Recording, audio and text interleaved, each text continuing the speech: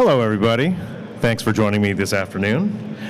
My name's Monkey Dragon, and I'll be talking a little bit about some fun shenanigans that took place on commercial airlines.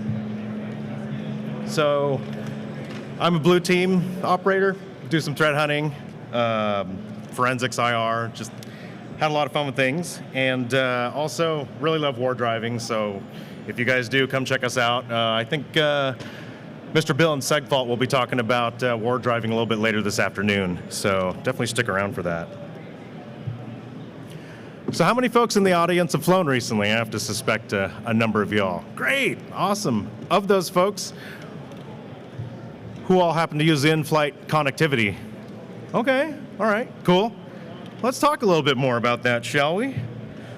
So before diving into it, just a couple of terms, just so we have them. In-flight connectivity and in-flight entertainment, IFC, IFE. And then for the portable electronic devices, I'll probably be calling them PED or PED.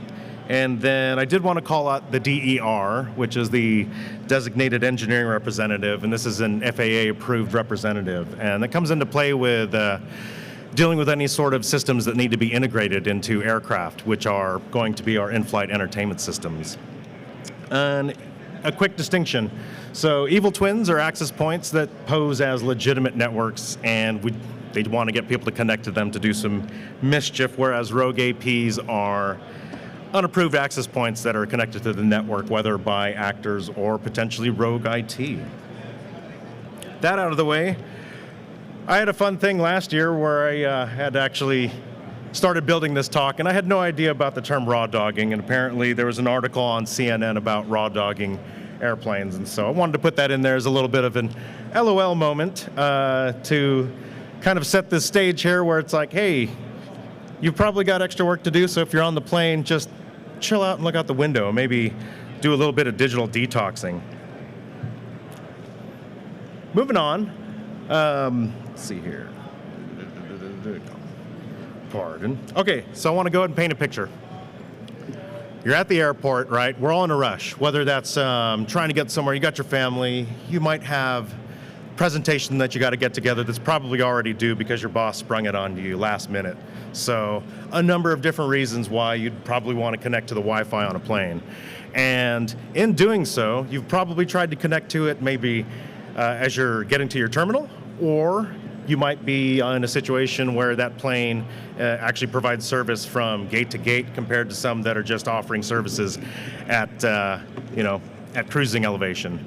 And so you connect to your device in a rush, you see a portal, kind of like, whatever, I'm pretty sure that was Hard Hat Brigade Airlines, absolutely, let me go ahead and connect to that. Not paying too much of an attention to it, but there might be some kind of shenanigans, or and Darknet. Who likes Darknet diaries? Absolutely, yes. Make sure to connect and catch up. I know I need to, I've been a bad boy. So moving on, let's talk a little bit about airplanes, right?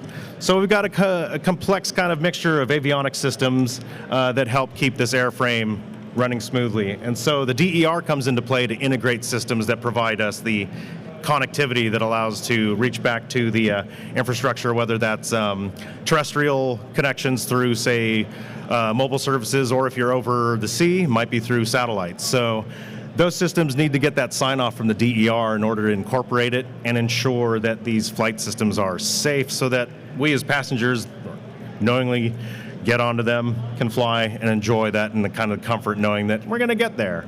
And so I wanted to make sure and call out those DERs because I have a few friends that are, and they're pretty sharp. I like those fellas and ladies. They're all of them. All of them. So back to ye old cabin.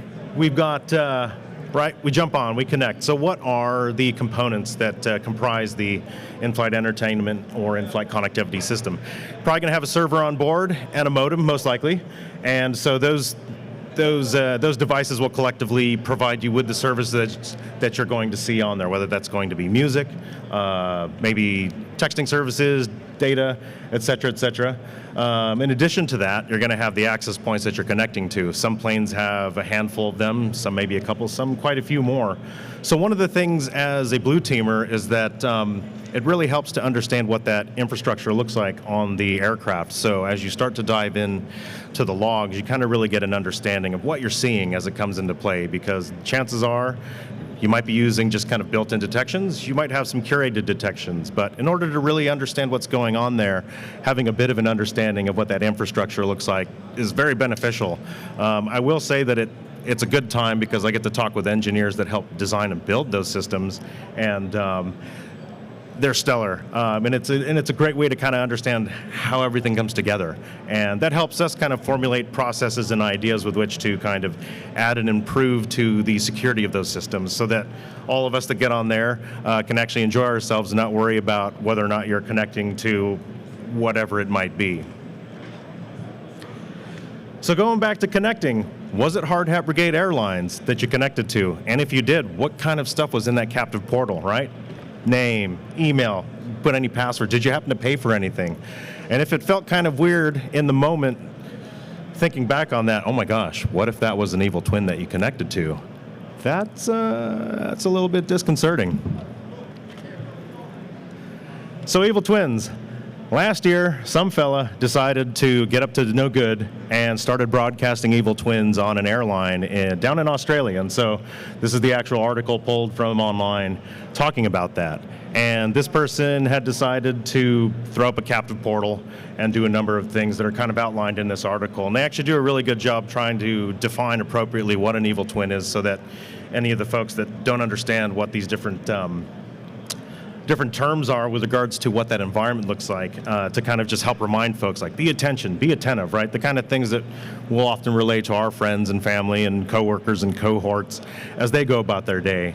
And so, yeah, this is kind of, I think, one of the first times, if I recall correctly, the NBC article called out that I think it was the first time that somebody had actually been caught performing this attack and actually kind of brought to any sort of justice. Oh snap, snakes on a plane. So talking about being wary of those connections, right? So you've recognized that something's a bit off, right? It felt weird connecting to that access point, and dang it, what the hell did I put in there? So if it feels off and you're not quite sure what's going on, talk with the in-flight staff. It's their job to kind of relay, like, oh, okay, we've got a situation going on. They can talk with the passengers. They can relay that information back home so that your security engineers can take a look at that at a later time. The tough thing, right, I talked about earlier, you've got scenarios where you'd connect while you're actually at cruising altitude. And then there are those scenarios where you might be able to connect at the gate, right? For anyone that's flown out of San Diego or anywhere that's got Southwest, a lot of them have services gate to gate. And so you think about the opportunity for an actor to perform an evil twin attack, which, while I wouldn't suggest it, it's a rough place to do that kind of stuff because it's a contested area. But again, if you're doing that in a tube flying in the sky, you got nowhere to go. It's bad. It's a federal offense. Don't do it. But there are still going to be people that do that that aren't doing it for research for those companies that have actually hired them to do that. And so it's no good. So let's go hunting. Again, be aware about the infrastructure, and that'll kind of help get you curated into going, okay, what am I looking for, right? There's tons of data. You figure if you're in some sim looking at all the logs coming through, syslog, all the authentication events, maybe perhaps there's transactions between the clients and the infrastructure on wing. They might be monetary transactions, all sorts of things. So those are stuff to look for. And detections. So there are tons of detections on there. Some of the pre-built ones can be very beneficial. I've taken a look at ones that we happen to use and ones that maybe a lot of our competitors might use. And there are some good ones and there are some that are rather confusing, and it's really understanding kind of how everything ties together. So playbooks are very important. Having good defined definitions of what those detections are can be very helpful. Let's see here. Pardon. It's been a long day. So yeah, be really aware of what all these events look like in your sim, so as you start to tie together everything and kind of start to correlate what's going on, you're going to start to kind of build that that idea of like what's going on in the environment, right? You've got your idea and say, this is what I'm going to hunt for. And so we're going to go ahead and start off on that. So what detections? Thinking about it with some of the providers out there, there might be Ruckus, there might be Ubiquity, there might be a number of other ones, right? And so some of the things that might be beneficial are looking at ad hoc networks that show up, and those could be perfectly benign, right? I'll talk about that a little bit later. AP impersonations is going to be a thing that we tie into in any sort of rogue AP events. And one of the interesting things is that if we think about kind of the layout at airports where you've got airlines from the same network kind of parked next to each other at the gates, you're going to get some cross-contamination on your data there because you figure, hey, I've got an airplane broadcasting a SID that I'm broadcasting, and that's not a MAC address in my whitelist. So you're going to get events like that. So there's going to be a ton of noise, and it can be a pain if you're kind of not aware of that as you look at the logs just kind of blindly. And so let's kind of look at what some examples might look like. Now, these are fun and bogus, of course, because, I don't know, AI is fun to use. And so if we look at it, we've kind of got a little bit of context built here. As we can see, right, typical things, time events, and we get some sort of warning here letting us know that there's a rogue AP in this particular building. A lot of the times you're going to get some good information. Sometimes you won't. Thankfully, the events that I think many of the folks on the team that I'm on have looked at have had good, useful information, and that's probably due to the engineers that are actually putting in the work beforehand and actually sending that data to the logs. So definitely high five your detection engineers. And then moving forward, we've got a little bit closer to what may have happened here where we are detecting an impersonated AP, letting us know that, hey, Hard Hat Brigade, free. While it is a legitimate SID, we've got a BSSID that some folks in the audience may recognize the first 3 octets on that MAC address. So that might come into play later. Seems all right. Maybe it doesn't. So here's where things kind of get interesting, right? If you've got a rather noisy environment where you have all of those events that I talked about earlier, right? Your auth events, all sorts of things where it's fairly typical traffic, you're going to need to figure out which ones are important. Sometimes it's easy, sometimes it's overly verbose, sometimes you don't have enough information to where it's actually all that useful. So thankfully, Hard Hat Brigade Sim has some great details on there. I wish it was a real sim. It works pretty well. One of the things that can make it easy is to take that data, correlate it, and then start to build yourself tables out, right? A big part of an investigation when you're working on things is to make sure you capture a boatload of data because you want to be able to relay to any sort of folks upstream, if there is an event, what's going on. So as we're looking through here, there's a number of things, right? And well, shoot, it's the same darn message. And maybe some of these are benign, maybe some of these are cool, right? We talked about how there are scenarios where planes might be parked next to each other and kind of tattling on each other. Why are you broadcasting this? Why are you broadcasting that? But one of those looks a bit different. Oh, gee, it's that same one with the first 3 leading octets. Anybody in the audience know what OUI that might be? Oh, no, nobody? I heard Alpha, was that it? Yes? Nice. I'll have a sticker for you later.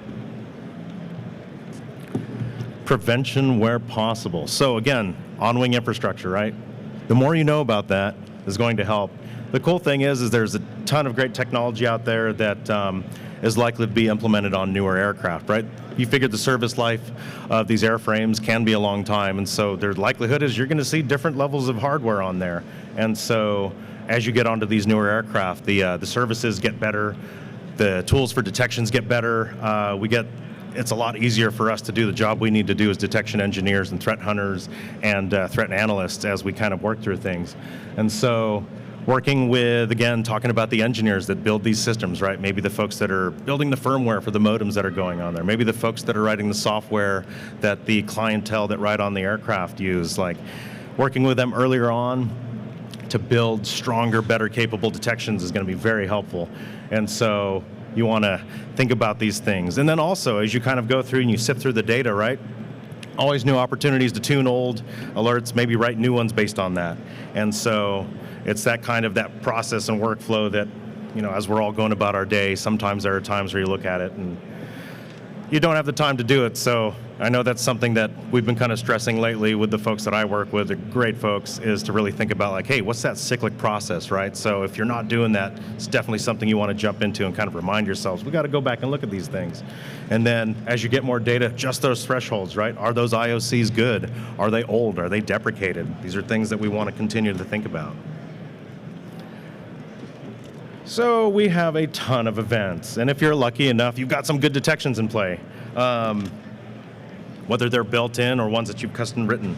And so things that we want to look at, right? Are those BSSIDs something that are out of the ordinary? Are they ones that you look at and go, oh, that seems off, and then does the data tell you the story? Filter out that noise, right? Apple relays, the Apple private relays, that's super noisy, but it's legitimate, and so these are things that detection engineers want to make sure they incorporate into those detections so that you're not generating a ton of noise. Use that query foo. I've had the opportunity of working with folks that just, the way their mind works with how they're generating these detections is really cool and gets me thinking better about, hey, how the heck am I going to approach that so that my life's easier the next time around? And since we're thinking about an investigation, right, set the stage for that, document heavily. Take a lot of screenshots. Oh, and probably note when and where you took the screenshots, because I've done that before, and that's no fun trying to go back and fix all that stuff and go, where the hell did I get that information? And yeah,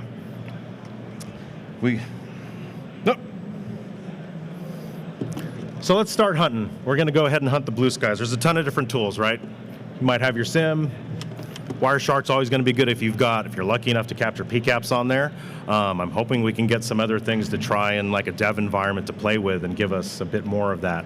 ADSB is super helpful a lot of the time as you're kind of taking the data from the events that you're looking at and try to correlate things, right? Kind of put together like, hey, what's the MO for an actor that might have showed up?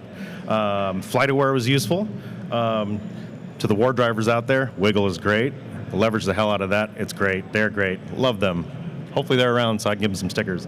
And then, of course, leverage the tools, right? Leverage OpenAI. Any sort of AI ML tools can help with kind of building some base detections that can be super good just to kind of add some additional brain cycles in there. So let's talk a little bit more about some considerations that might come into play. So here we see case in point. I think this is San Diego right here. And we can see a couple of aircraft that are parked next to each other. And so again, when you have those kinds of scenarios, sometimes you're able to kind of get a little bit more enriched detail by using things like ADSB or WiGLE, and it can kind of help prove out what that data is looking like as you're hunting.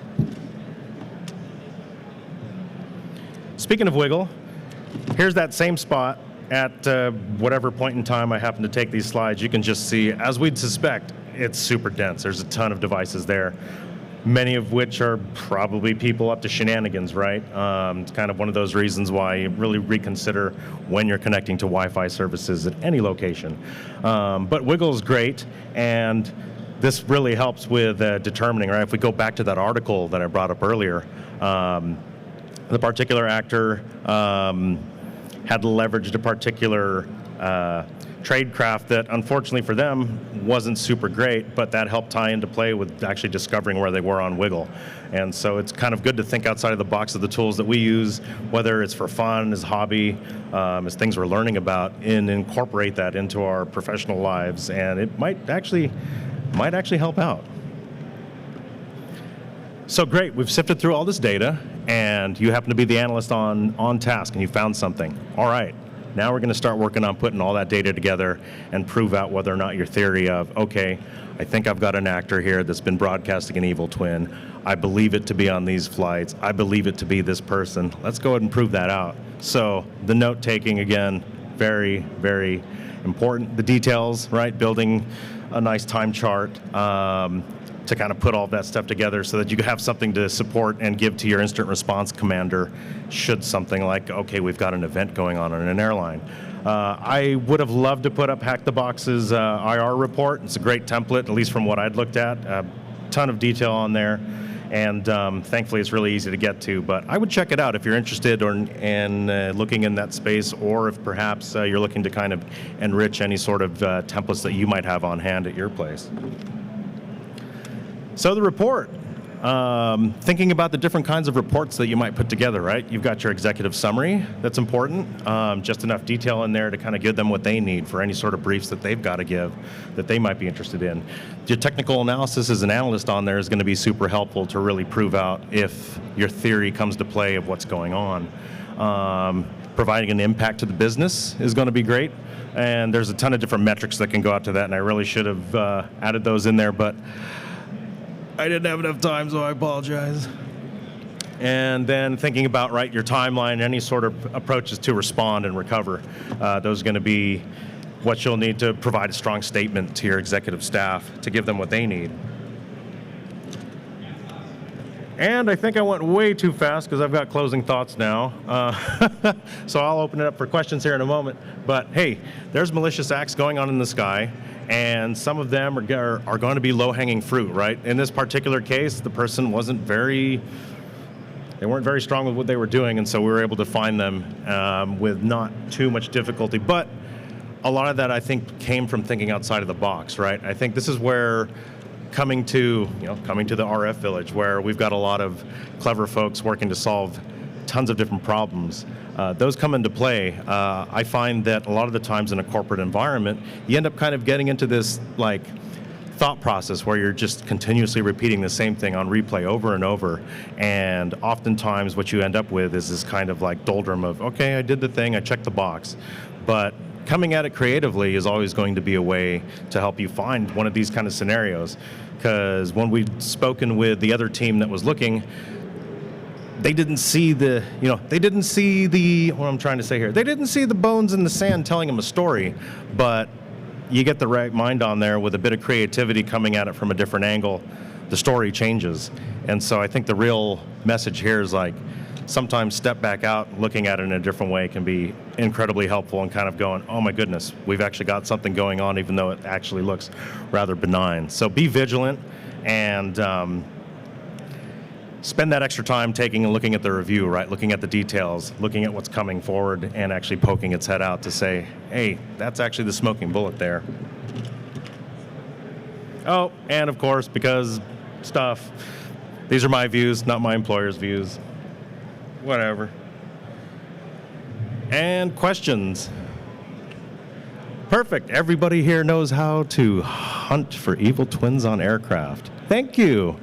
But feel free to come up and ask me questions. I probably spoke a little bit quicker than I wanted to, but I'm kind of hopped up on caffeine right now. Yes, sir. Question.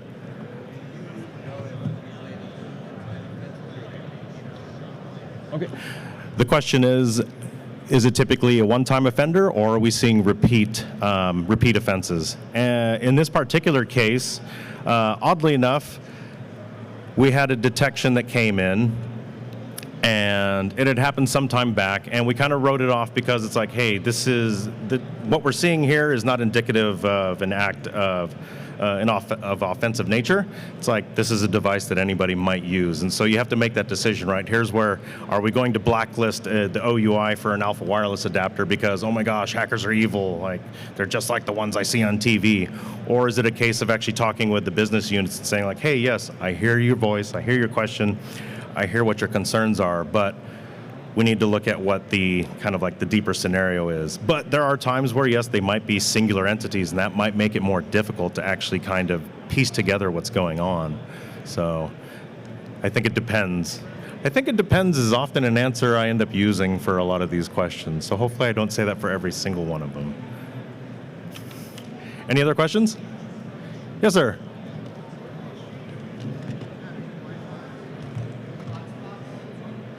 Oh. The question is, are there any issues with having Wi-Fi hotspots on the plane? And I think that's kind of like a multi-dimensional answer. And that might be down to the infrastructure on wing and the detections that let you know if it's happening or not. For the customers, oftentimes they might not even notice if they're just connecting to, an SSID that says, cool, I'm Delta. It's like, all right, cool, I'm going to connect to Delta. And they might not know otherwise. So for the customer, it might not mean anything. So it's really going to depend on that point of, do you have detections in place to let you know, hey, there's something going on that I should be concerned of? Or I might not even know. And so that's where that kind of having more verbose details coming in from your logging environment are going to be super helpful to actually detect those kinds of things and whatnot. So I think, again, it depends, right? So I think it depends on where you are in that timeline of actually experiencing that. But there are going to be issues, absolutely. Thinking about if you've got like if you got an IDS in there that's going to actively block and stuff, depending upon what that looks like. So I think there's a number of different scenarios where, yes, it's going to be very problematic, and there might be other scenarios where it's not, from the customer's perspective. Obviously, if you're on the defensive side looking at it, yeah, I'd rather not see those going on. And the other thing, are those even going to work half the time, depending upon where they're flying to? So I think there's a ton of different scenarios where you might encounter it temporarily. It might be problematic. And also, what kind of device is actually broadcasting? Is it just a little off-the-shelf device, or is it something that somebody put together that's actually broadcasting at a tremendous amount of power? Hopefully that helped. Any other? Cool. Thank you for hanging out with me for a bit. Fast as it may have been. I'm Monkey Dragon. I'm part of the Hard Hat Brigade. You'll probably see a couple of lads coming by later to talk about wardriving, so definitely stick around for that. But thanks for hanging out for a bit, and I hope you all appreciate the time over here and enjoy the rest of your day. Thanks so much.